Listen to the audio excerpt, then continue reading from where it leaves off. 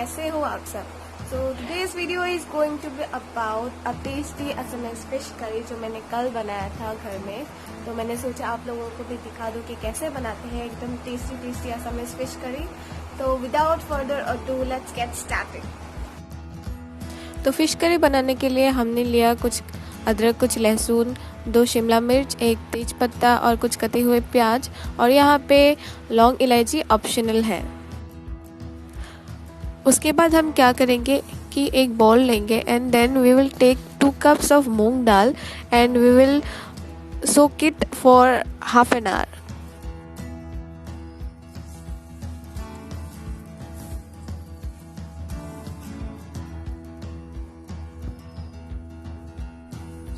उसके बाद हम एक कढ़ाई लेंगे और उस कढ़ाई को गरम करेंगे पहले, और उसके बाद हम 3 टेबलस्पून ऑफ ऑयल डालेंगे और उस ऑयल को भी हम गरम करने के लिए रख देंगे।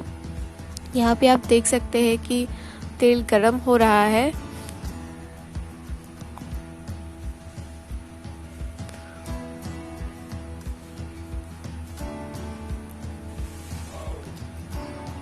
तेल गरम होने के बाद हम उसमें कुछ 5 फोरन डाल देंगे और उसके बाद हम 2 जो शिमला मिर्च था उसको भी हम तेल में डाल देंगे। अच्छी तरह से उसको सौटे कर लेंगे उसके बाद। और हाँ, जो बे लीव्स था यानी कि तेज पत्ता था उसको भी डालना आप मत भूलना।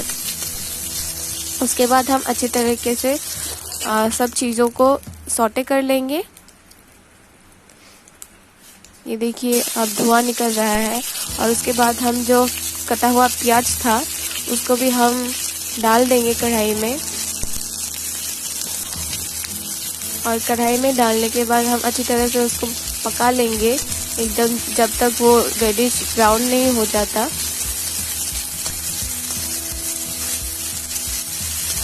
थोड़े टाइम के बाद हम देखेंगे कि जो हमारा प्याज था वो गोल्डन ब्राउन हो चुका है। अभी कुछ टाइम बाद हम देखेंगे। ये देखिए हमारा प्याज कुछ गोल्डन ब्राउन हो चुका है। तो अब हम क्या करेंगे कि जो हमारा अदरक और लहसुन था वो उसको हमने क्रश कर लिया है थोड़ा सा, और उसको हम डाल देंगे कढ़ाई में और उसको हम मिला लेंगे सभी चीज़ों के साथ, और उसको भी हम एक साथ में पकाएंगे। ये देखिए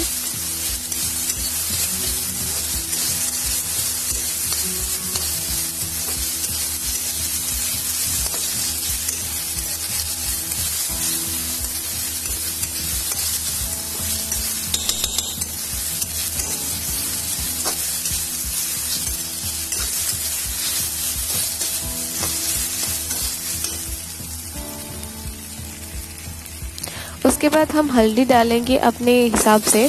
आप लोग अपने हिसाब से डाल देना आपको कितना ज़रूरत है हल्दी। तो उसके बाद हम सब मिला लेंगे फिर से और एक साथ पकाएंगे। Please guys please bear with my Hindi.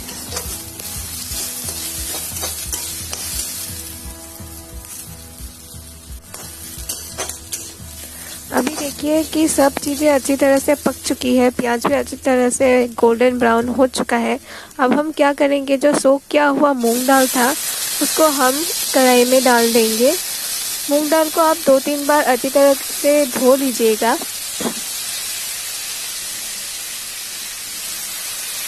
उसके बाद हम अच्छे से मूंग दाल को मिला लेंगे।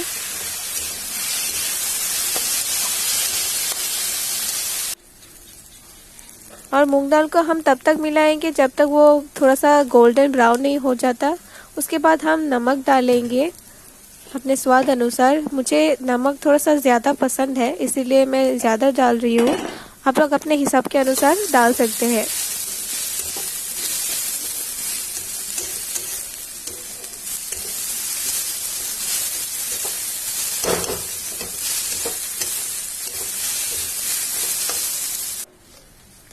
अभी हम डालेंगे थोड़ा सा जीरा पाउडर, अपने हिसाब से डाल दीजिएगा आपको जितना भी पसंद हो।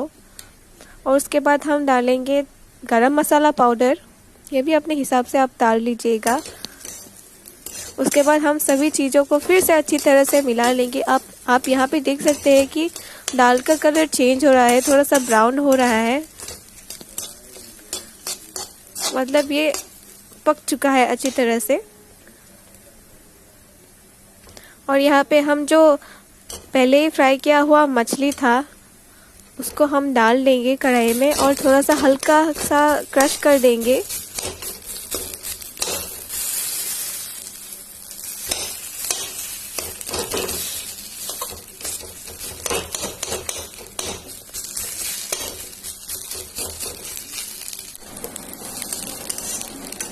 और अच्छे से मिला लेंगे सब चीज़ों को।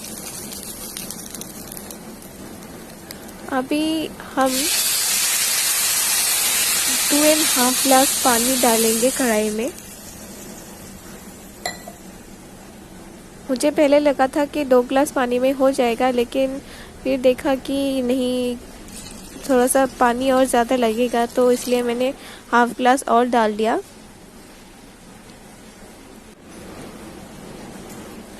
देखिए मैं फिर से 1/2 ग्लास और डाल रही हूँ।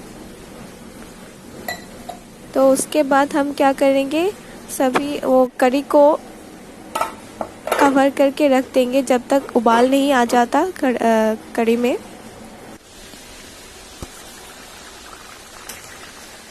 ये देखिए उबाल आना शुरू हो चुका है, लेकिन जो दाल है अभी तक नहीं पका है।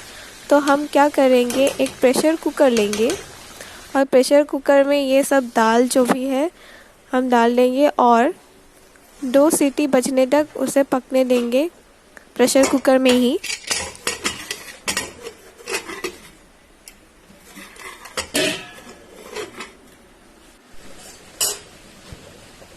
और उसके बाद हम फिर से उसको कढ़ाई में शिफ्ट कर देंगे। अभी हम देखेंगे कि ये देखिए दाल अच्छी तरह से पक चुका है। जो मोटा मोटा दाना था अभी नहीं है, ये पूरी तरीके से तैयार हो चुका है खाने के लिए। और लास्ट एक चीज़ बाकी है, हम कढ़ाई में धनिया पत्ता डाल देंगे और वो खाने लायक हो जाएगा।